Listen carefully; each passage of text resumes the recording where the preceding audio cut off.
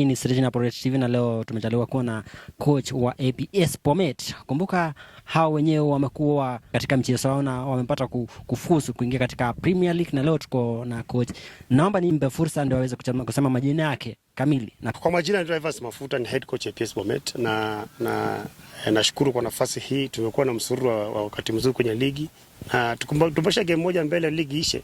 So nafikiri kwa sasa hivi ni kwamba nashukuru kwamba timu imeenda kwenye Premier League, na malengo yetu tulikuwa ni kwamba timu kwenye Premier League.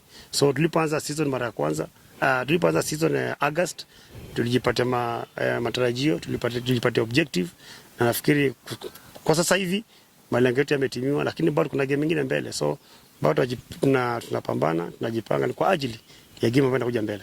Mafuta, congratulations for this. Naomba wewe mwenyewe utuambie what really boosted you into that success. So nafikiri mwanzo kabisa nitashukuru wachezaji ambao walifanya kazi katika hiyo nafasi. Number 2, nitashukuru kwanza ofisi ambayo ilitupatia uwezo na majukumu ya kufanya kazi katika timu hii.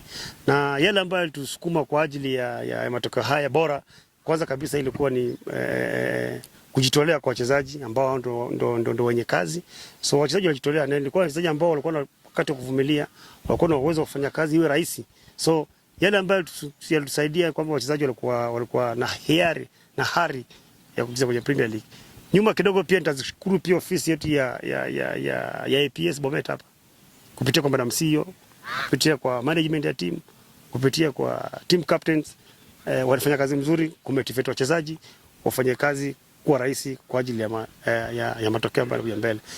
Pia sitapenda kusahau kwamba hii ni timu ya kikosi ya AP.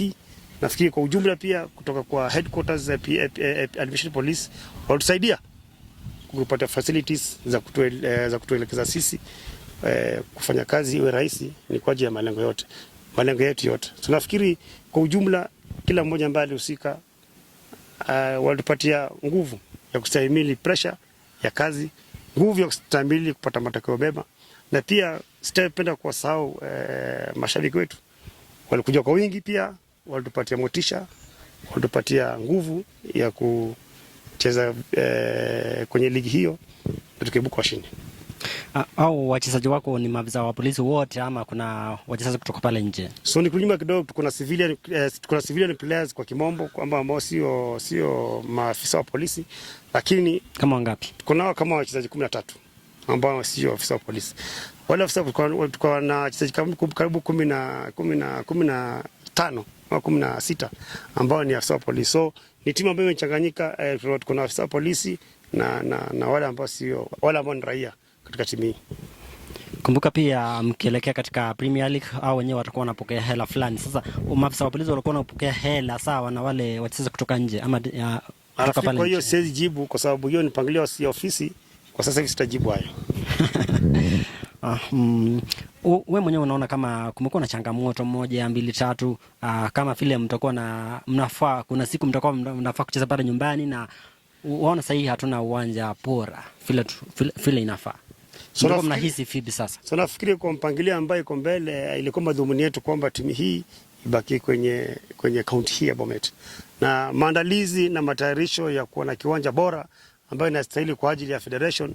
Nafikiri hiyo kupitia kwa ofisi yetu kuu wanashughulika. So nafikiri tutapata jibu sahihi kulingana na jinsi tutakavyocheza kwenye Premier League season. Hii Jumamosi wacheza na timu gani? Jumamosi tuko na game ya mwisho ambayo ninacheza na SSR kutoka Mombasa. Nafikiri pia itakuwa game nzuri kwetu sisi. Tumejiandaa. Tulivyojiandaa sasa hivi tunajiandaa kwa ajili ya game hiyo. Nafikiri pia game hiyo hataichukulia rahisi, ni bado tuko kwenye kinyang'anyiro. Ingawa tumequalify kwenye Premier League, lakini lazima tumalize ligi katika nafasi nzuri bora ya kustahimili sisi kuwa na wakati mwema. Asante.